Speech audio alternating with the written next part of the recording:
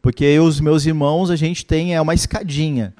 Para vocês terem noção, eu e o meu irmão que está aqui, a gente tem 11 meses de diferença, não chega a fechar um ano, né? Alguém aqui também tem esse... Também, Cris? Mais alguém, não? Também, rápidos, né, então, né?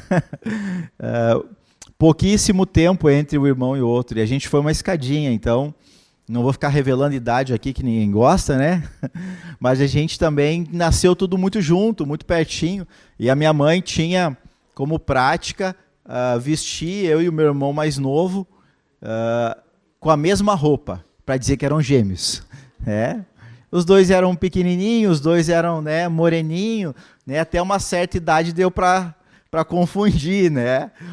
Os outros achavam que eram gêmeos, né? E quando a Sofia estava na barriga da Dani, a Dani sentia a Sofia. Sentia, né, amor? Bastante. E mexia para um lado e dava chute, enfim. E eu só via aquilo acontecendo. E às vezes eu, né, botava a mão e eu via, ai, mexeu mesmo, né? Tipo, tem alguém aqui, né? Só que eu notei, ou melhor, eu realmente me senti pai quando ela saiu da barriga da mãe. Quando eu peguei ela nos braços.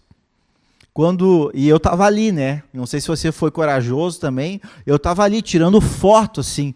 Eu tenho foto da Sofia, metade dentro da barriga e metade fora da barriga, né? Assim, porque foi cesárea, né? Foi cesárea. E eu estava ali. Eu tenho um primo meu que ele desmaiou na hora, quando nasceu, né? Então, eu estava ali olhando. E aí, quando eu pude pegar ela no colo, gente, tremi perna. Deu calafrio, frio na barriga, né? Um monte de coisa. Porque eu vi agora, eu percebi naquela hora que agora eu era pai de verdade. A mulher, eu creio que já quando começa os primeiros dias, que já não vem a menstruação, já começa, ai, ai, ai, né? Já dá ali o frio na barriga, não dá? Mas o pai é quando o filho nasce. Porque ele vê agora realmente o fruto, agora ele vê com os olhos, porque ele não sentia, a mãe sentia. E ali nasce a grande responsabilidade, né? E ali nasce, então, um grande temor, que agora tem uma criança, um bebê, que depende totalmente de você, né? E aí vão passando os dias, vão passando as fases, e aí a gente, primeiro assim, bota, quando está bebezinho, né? E a gente está respirando, vai lá e bota o ouvidinho, né? Para ver se está respirando, porque parece que não mexe nada. Aí daqui a pouco a gente já quer interagir. Oi, fala, pai, né? E não fala nada. E tu vai esperando, e assim vai indo cada fase da nossa vida. E ser pai, gente, é muito bom. Ser mãe, eu creio que também deve ser maravilhoso, né? Porque Deus concedeu a cada um, seja o pai ou a mãe, responsabilidades, tarefas diferentes. Também deu um modo de sentir diferente. Deus, ele concedeu isso para o homem de uma maneira e para a mulher de outra maneira. E eu quero ler um texto com vocês que fala sobre, né, o exemplo de Deus como ser pai. João 3, verso 16 e 17. Deus aqui, que é pai, ele nos ensina um bom exemplo do que um pai faz. Porque Deus amou o mundo de tal maneira que deu o seu Filho unigênito, para que todo o que nele crê não pereça, mas tenha a vida eterna. Porquanto Deus enviou o seu Filho ao mundo, não para que julgasse o mundo, mas para que o mundo fosse salvo por ele. Deus, Pai de Jesus Cristo, os dois são Deus, mas Deus, ele sacrificou o seu único filho.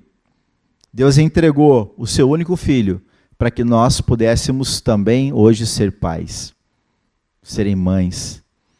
Também a gente pudesse dar continuidade àquilo que Deus também fez.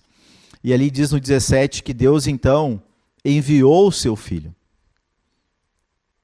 trabalho nosso de pai, de mãe, né, como homens de Deus, mulheres de Deus, é preparar os nossos filhos para que eles sejam enviados. Para quê? Para cumprir o propósito que Deus estabeleceu para eles. O meu papel, o seu papel é preparar. O meu papel, o seu papel é ajudar a desenvolver. O meu papel, o seu papel é mostrar um caminho. O nosso papel é guardar, proteger. E eu quero aqui, escrevi um pequeno texto aqui, em homenagem aos pais. Cadê os pais aí? Cadê? Bênção de Deus. Bênção. E eu quero ler esse texto que eu escrevi aqui para os pais. Amém? Então vou ler aqui. Homenagem aos pais. Ser pai é amar, mesmo quando não te amam. Ser pai é fazer o que é preciso e não somente aquilo que quer. Ser pai é falar a verdade, ainda que cause dor. Ser pai é corrigir para endireitar o caminho. Ser pai é ser forte para suportar o peso da responsabilidade. Ser pai é ser corajoso para enfrentar os desafios da vida. Ser pai é arregaçar as mangas e fazer o que deve ser feito. Ser pai é ser gentil, mesmo quando não são com você. Ser pai é ser um escudo, pois ele protege sua família. Ser pai é ser valente contra os inimigos da sua casa. Ser pai é ser um exemplo de amor, justiça e fé em Deus. Feliz Dia dos Pais. Amém.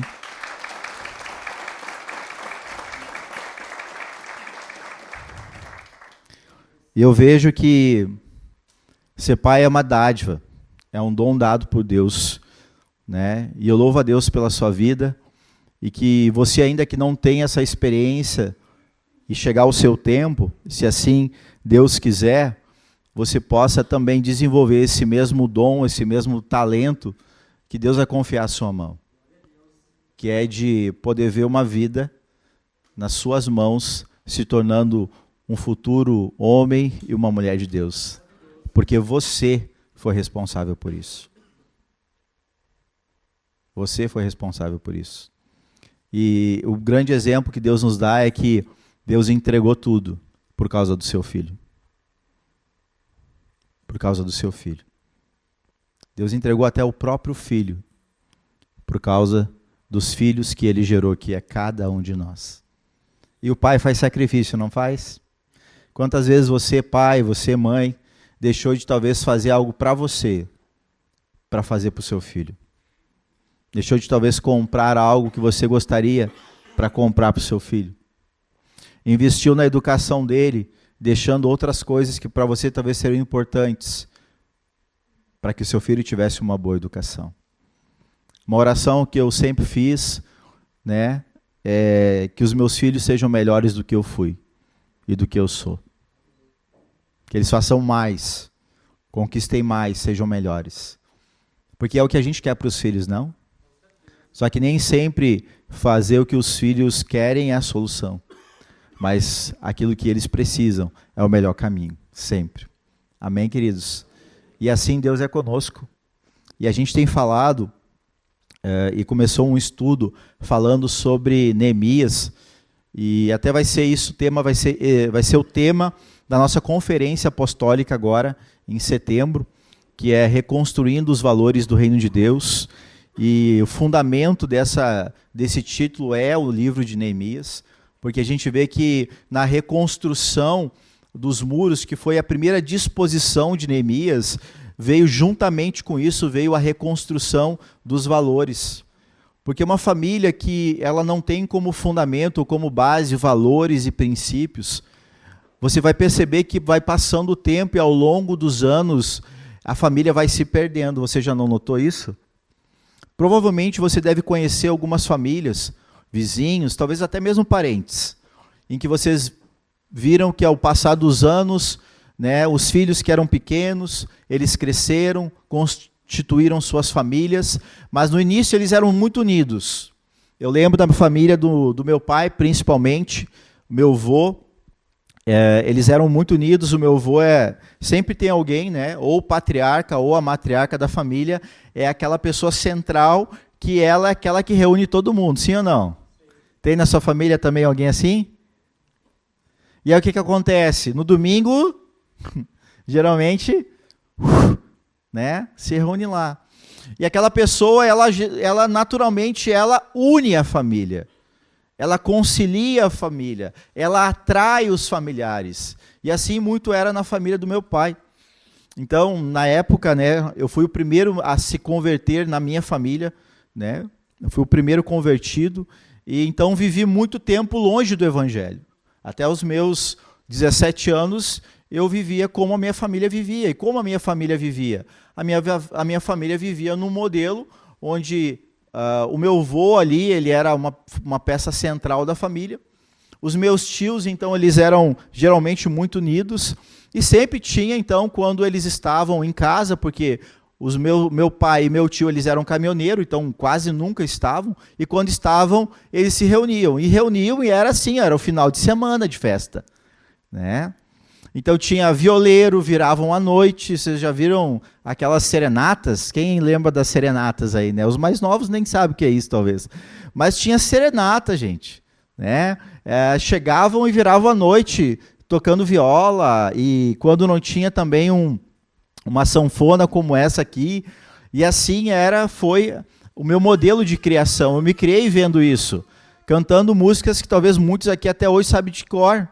Né? Não vou cantar aqui porque não, né? Não faz sentido. Amém? Né?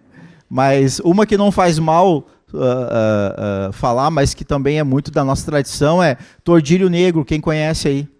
Muitos, né? Pois é, nossa, é isso aí.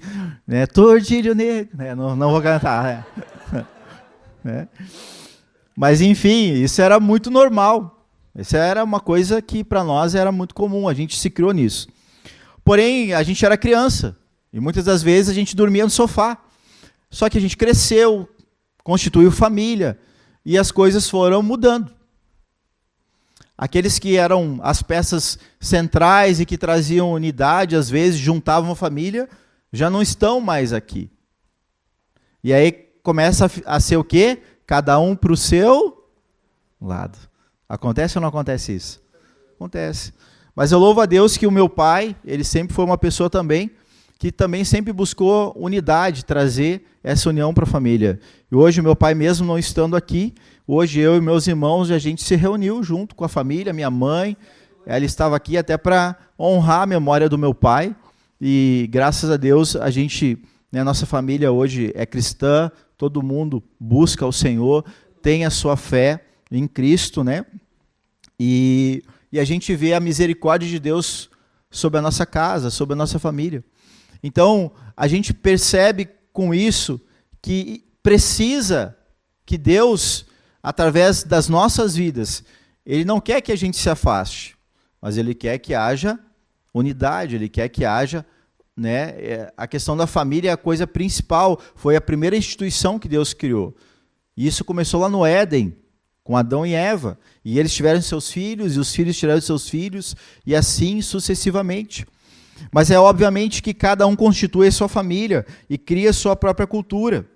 E a gente tem falado sobre essa questão de Neemias, da reedificação, ou melhor, de reconstruir esses valores, que por muito tempo, por causa até mesmo da cultura familiar de qual a gente vem, muitos valores eles estão destruídos.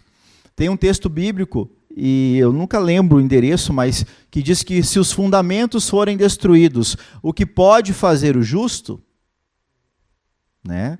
E o que essa palavra está dizendo? Por mais que eu tenha vontade de fazer as coisas, e que eu queira, que eu tenha desejo, e que eu trabalhe, e que eu busque, que eu tenha sonhos, que eu tenha objetivos na vida, se alguns fundamentos, esses fundamentos nós podemos mudar a palavra para princípios ou valores, se esses princípios e valores eles forem quebrados, por mais que você seja uma pessoa disposta, por mais que você seja uma pessoa trabalhadora, por mais que você seja uma pessoa dedicada, que você estude e que você não tem tempo ruim, se o fundamento, se o valor e o princípio na sua vida, ele for quebrado, você vai se esforçar tanto, tanto, tanto, tanto, até vai se denominar o seguinte, e os outros até vão dizer a teu respeito, aquele ali é guerreiro, olha que homem forte, aquela ali é trabalhadora, ô mulher guerreira, olha só o que essa mulher faz. Só que aí você vai olhar e ela trabalha, trabalha, ele trabalha, trabalha, mas parece que nunca está satisfeito. Ageu falou sobre isso. O livro de Ageu, o profeta Ageu, ele falou isso. Por quê? Porque as pessoas, e nós aqui, cada um de nós, não é nada de errado, nós queremos ter uma vida melhor, gente. Não tem nada de errado nisso. O problema é que quando os fundamentos que nos levam a buscar essa vida melhor não estão fundamentados nos princípios da palavra do Senhor. E a gente inverte o fator, o que eu quero pelaquilo que Deus quer. O que eu faço por aquilo que Deus quer que eu faça. E o livro de Neemias, então, ele vem com um propósito muito interessante de buscar resgatar isso. Eu já falei em 2 cultos, já comecei ministrando sobre essa questão de Neemias, mas eu quero fazer um resumo que hoje, lendo aqui o livro, no capítulo 1, capítulo 2, pode colocar Neemias capítulo 1 ali, por favor, do verso, pode ser já desde o verso 1 ali, verso 1 até o 4. As palavras de Neemias, filho de Acalias, no mês de Quisleu, no ano 20º, estando eu na cidadela de Suzã, veio Anani, um de meus irmãos, com alguns de Judá. Então, lhes perguntei pelos judeus que escaparam e que não foram levados para o exílio e acerca também de Jerusalém.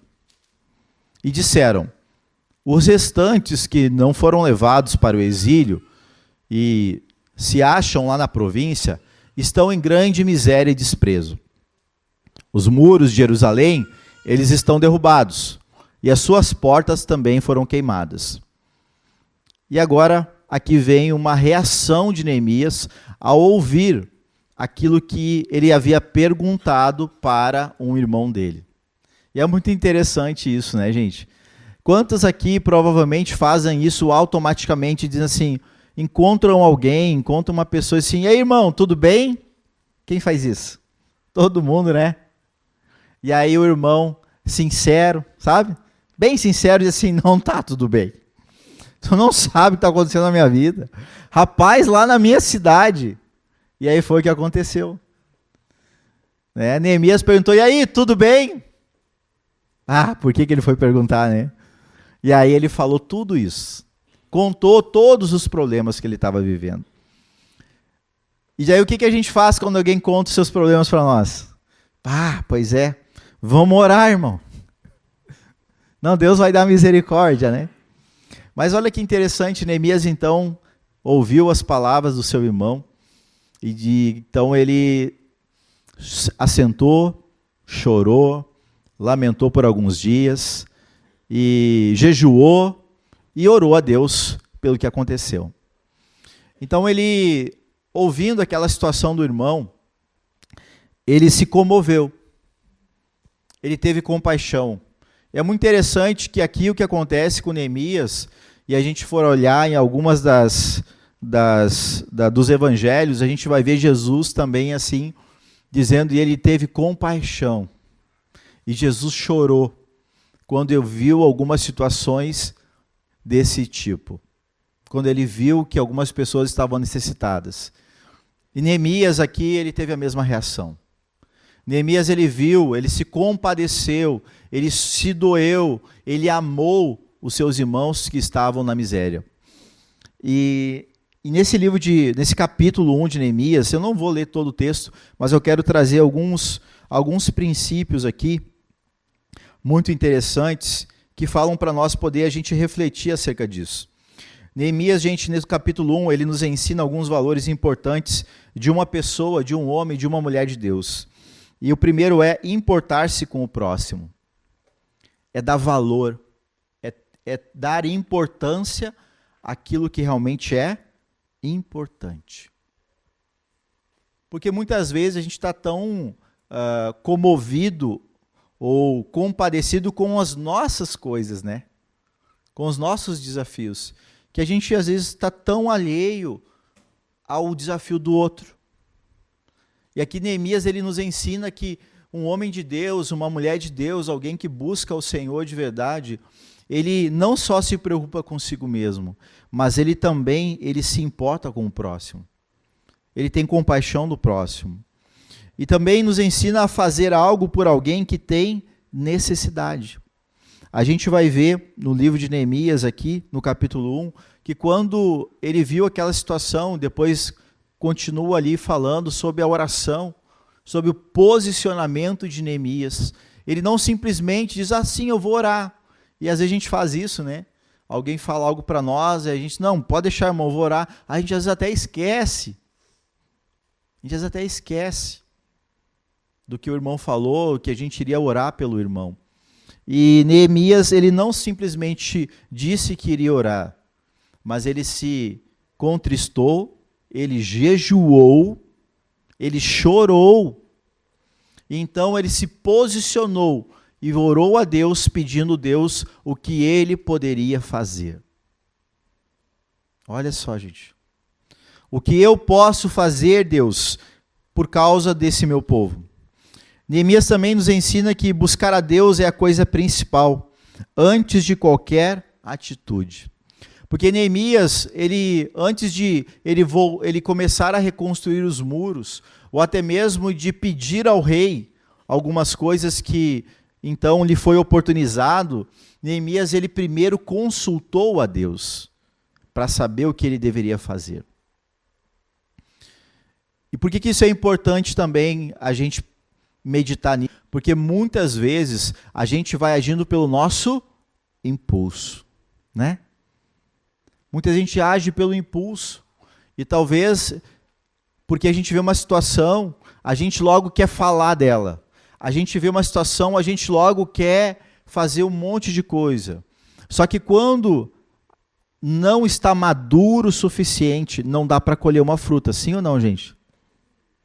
Se tu vai comer uma bergamota, e eu sou experiente nisso, tá?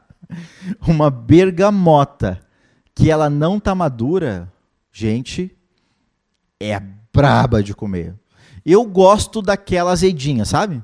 A bergamota azedinha, pena que agora já está no final, né? Gosto muito da montenegrina também. Não sou muito da pocã. Eu conheço muito de bergamota, tá? Porque é a minha favorita. E uma das vezes, né, quando eu era criança, como eu gosto muito de bergamota e sempre gostei, eu achava que o meu pai estava viajando.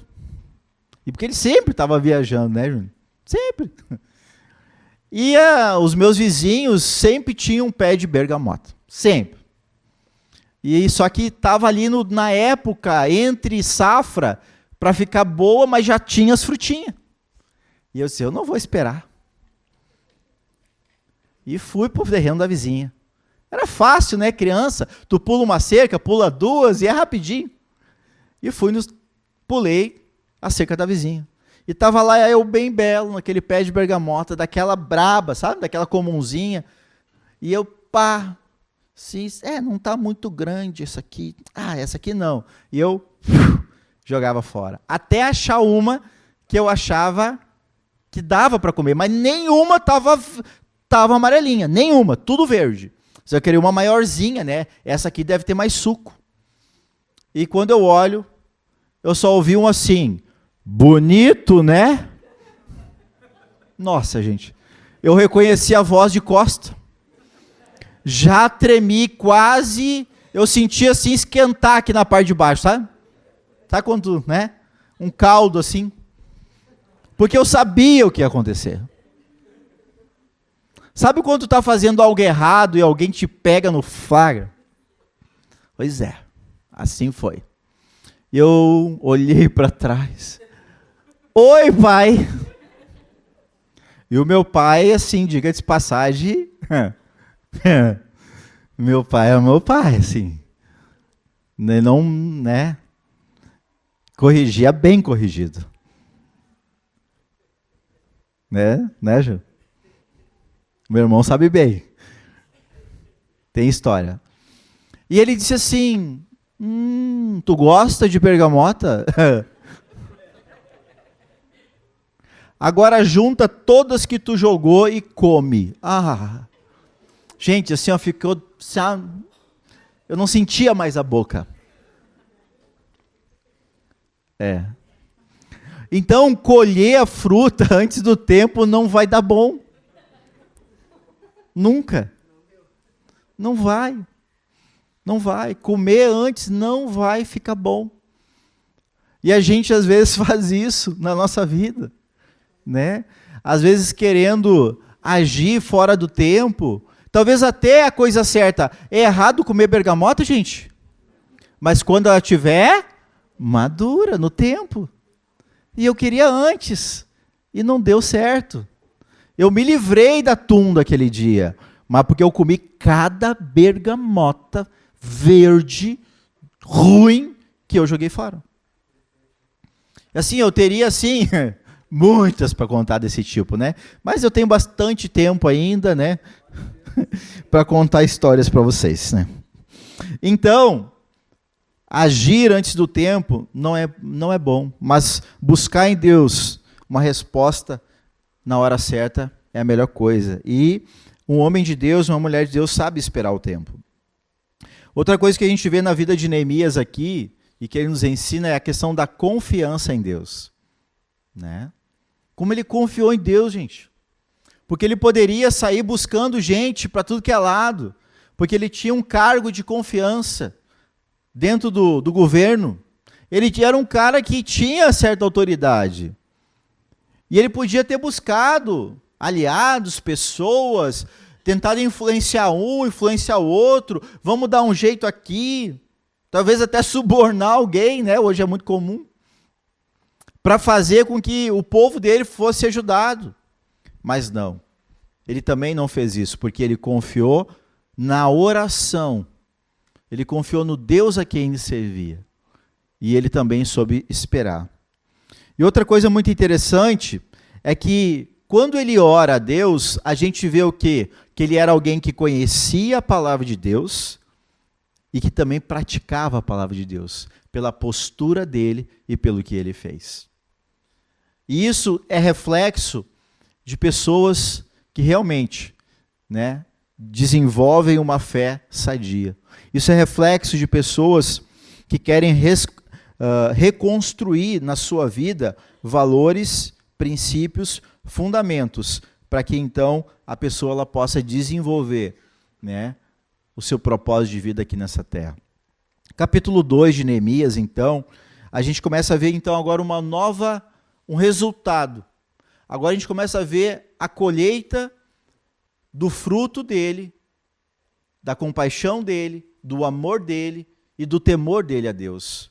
De ter reconhecido Deus como Pai sobre a sua vida e ter se posicionado. Então Neemias, ele usa, a gente vai ver no capítulo 2, ele usa a oportunidade que Deus lhe deu e também usa isso com sabedoria na hora certa.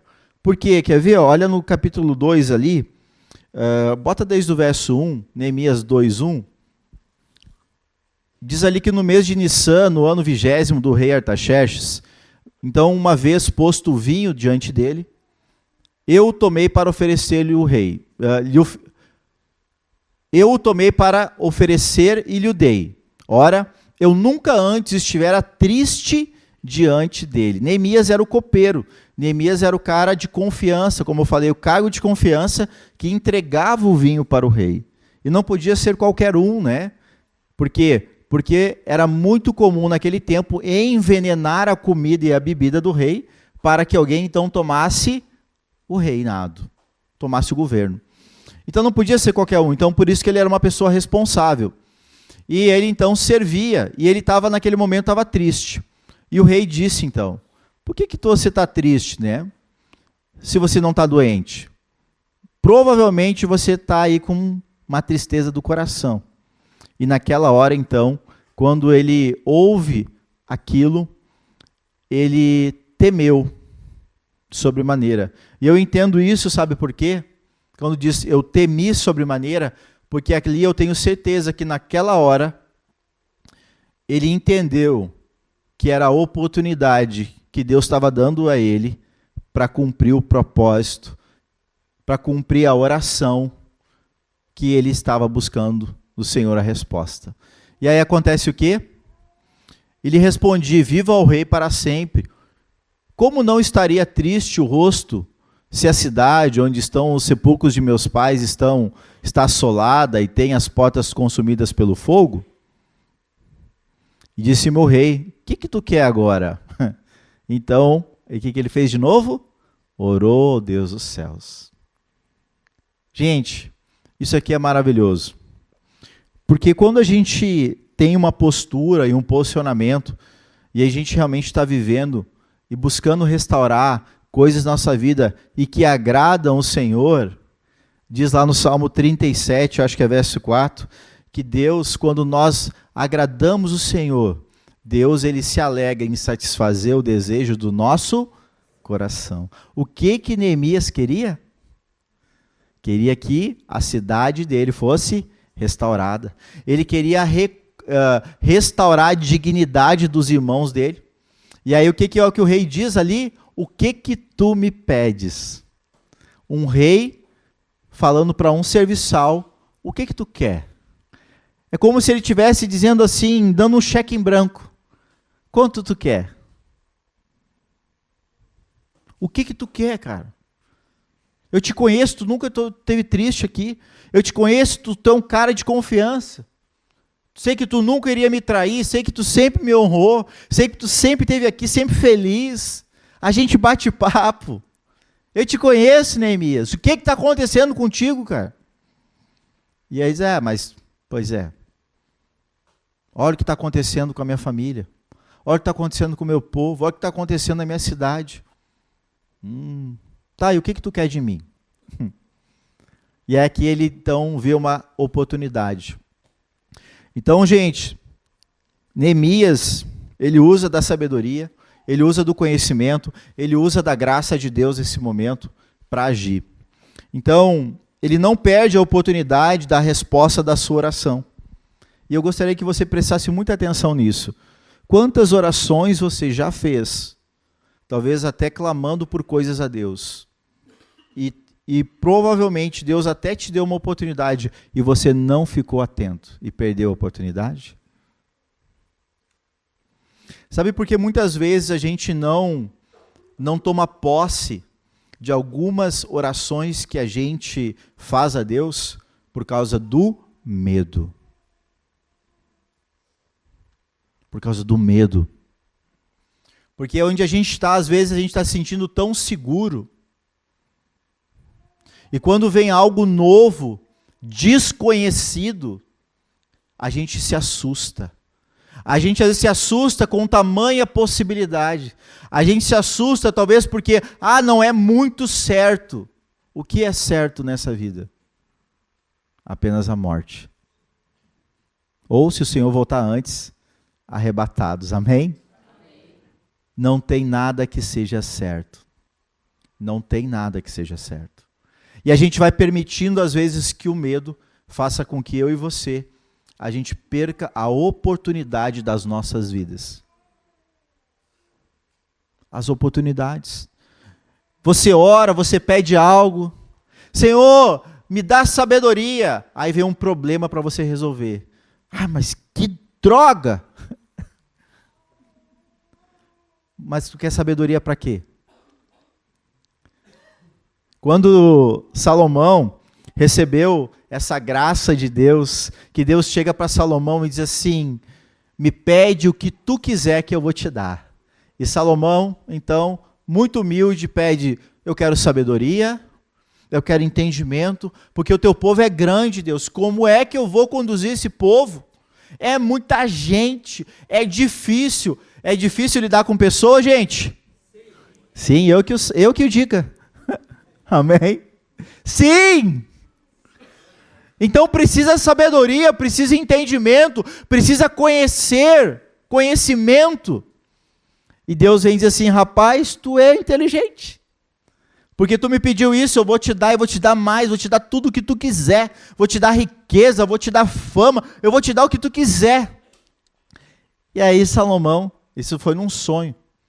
Aí Salomão, então, tá de boa, né?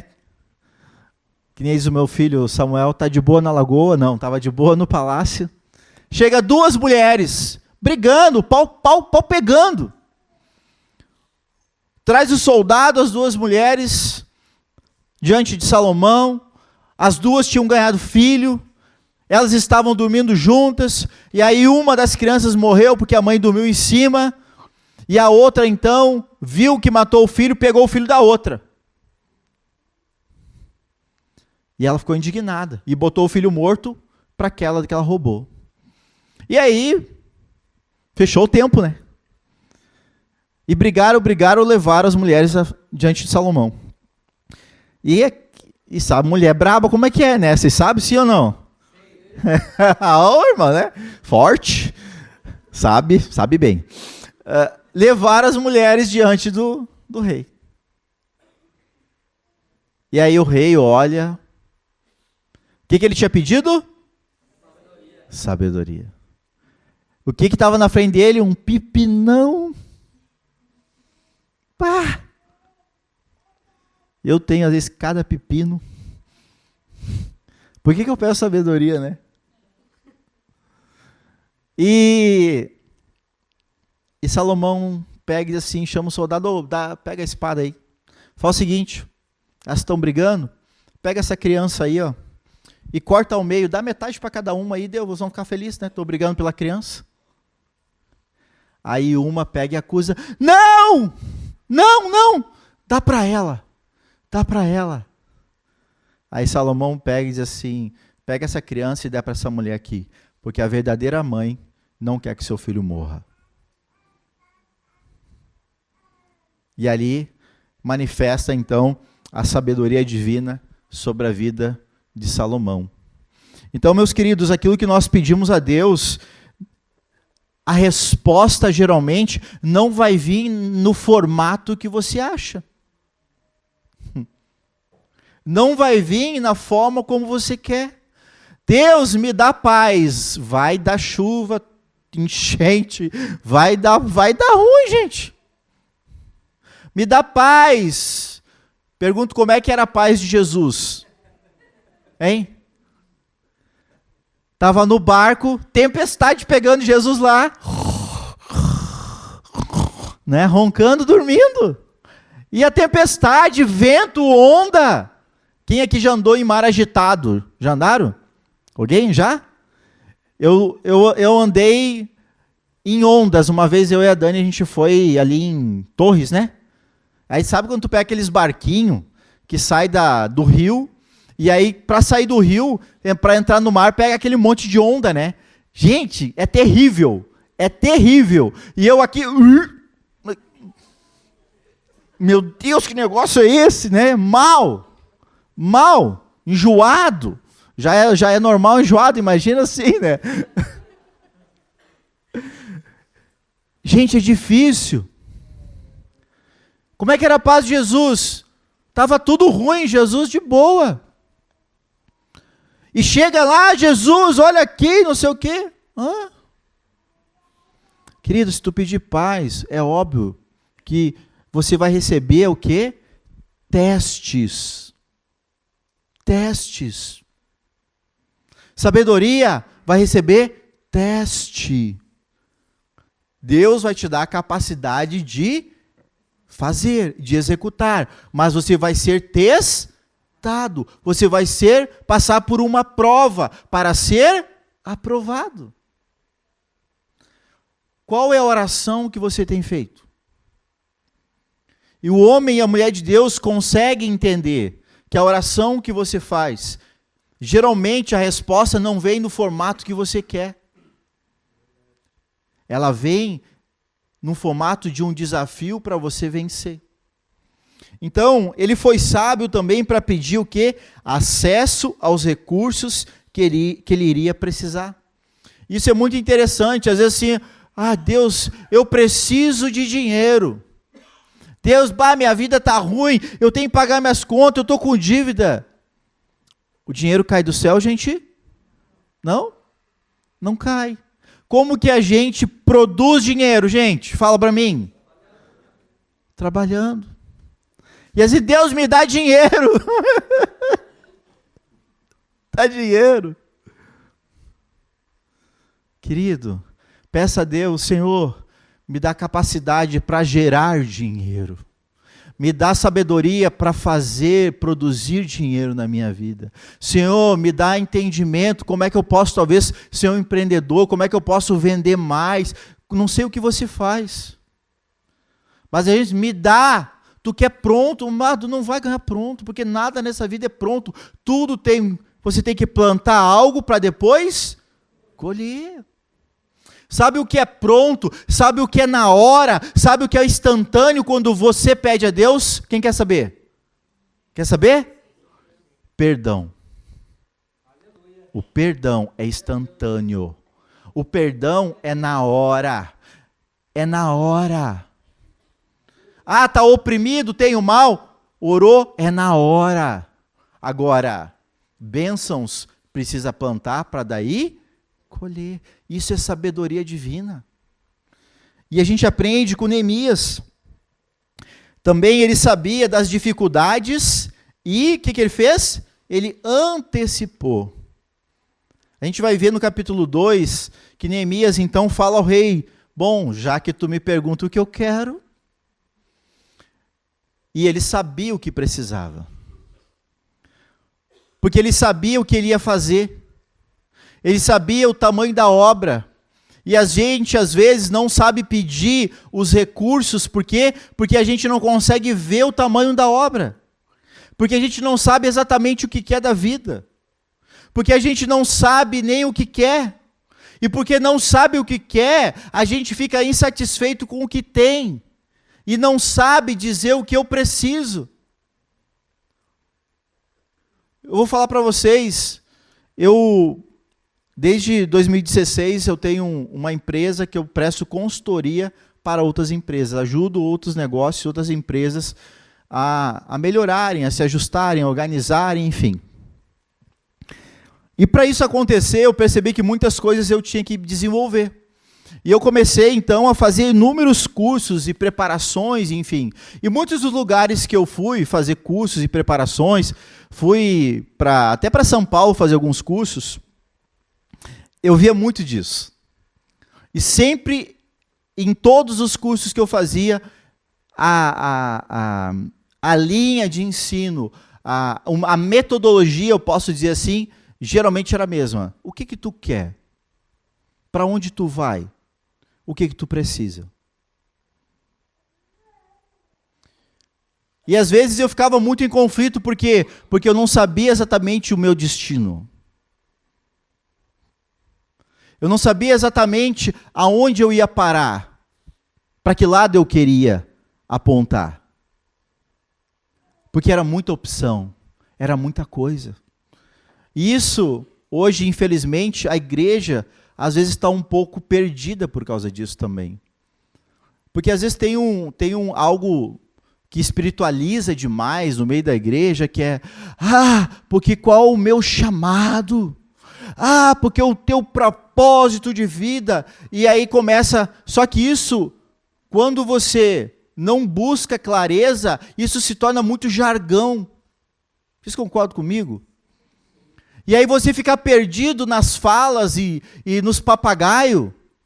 E aí você, meu propósito, porque o meu chamado. E você fica naquela ansiedade, aquela angústia, e não define nada claro para a sua vida. Neemias sabia o que ele tinha que fazer. E olha como é curioso isso. No decorrer do que ele fazia, novas coisas e propostas e soluções e bênçãos começaram a surgir.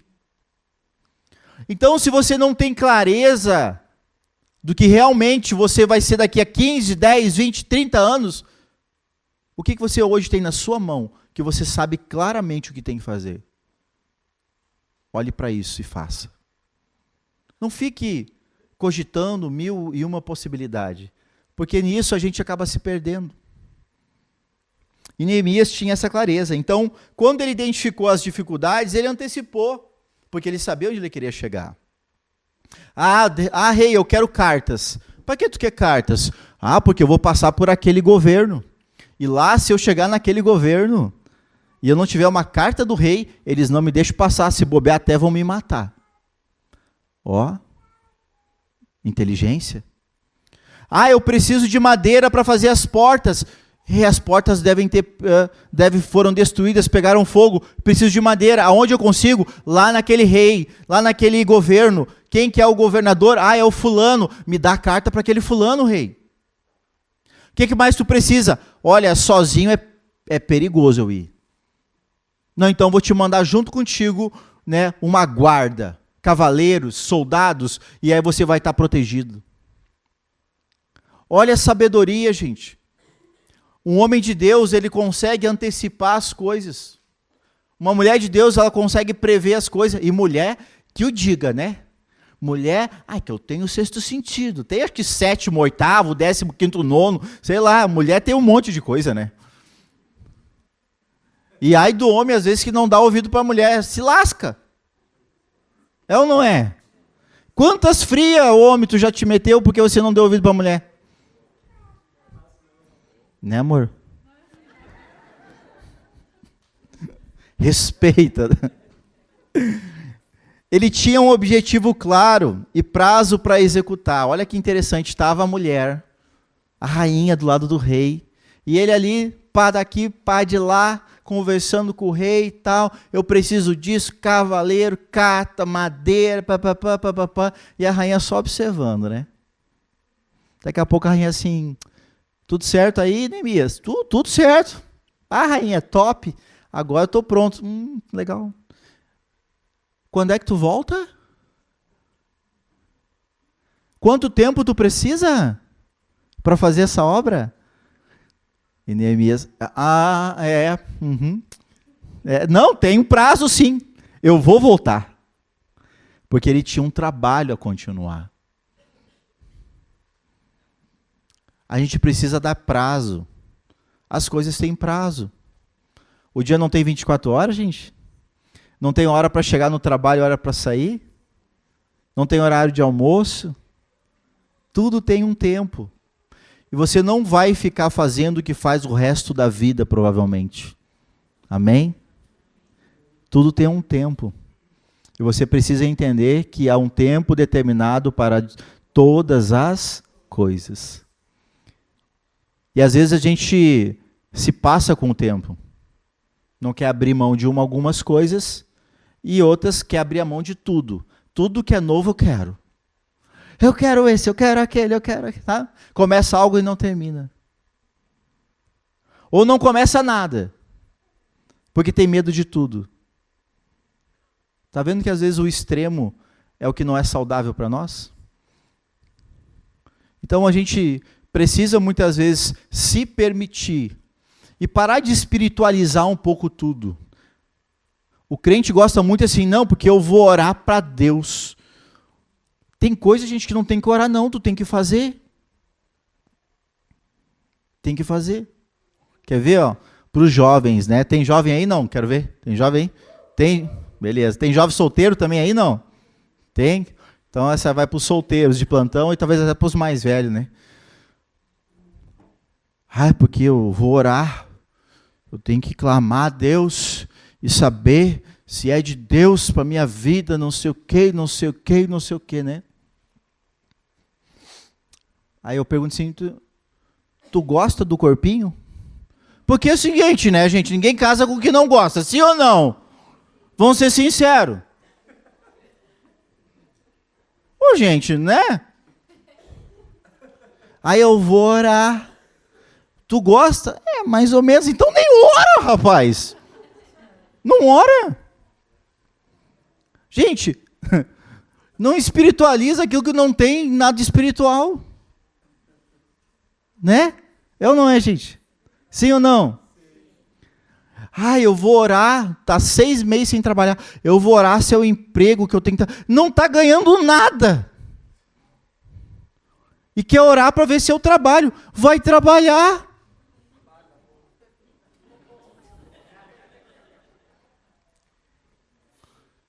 Se a gente pegar na Bíblia só os textos sobre isso aqui, vai longe.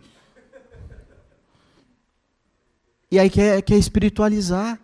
Tem coisa que não tem que espiritualizar, tem coisa que tem que fazer. Amém? Que já está determinado. A Bíblia diz que quem não trabalha, que não. Então, se está dito aqui, eu preciso orar, gente? Está dito, eu tenho que fazer. Amém? Olha só que interessante também. Ele não foi imprudente. Ele fez uma análise da situação antes de agir. Neemias, quando sai de lá, passa, pega as madeiras, reúne tudo que ele precisava, ele chega em Israel e ele fica de bico fechado. Ele fica de bico fechado. E ele espera anoitecer. E ele faz o quê? Ele sai para olhar toda a estrutura, todos os muros derrubados, para ver tudo o que aconteceu. E aí, sabe o que acontece? Ele volta para casa, ele faz o planejamento dele, analisa tudo, aquele muro, aquela porta, tal, qual família, quem pode, como vai fazer.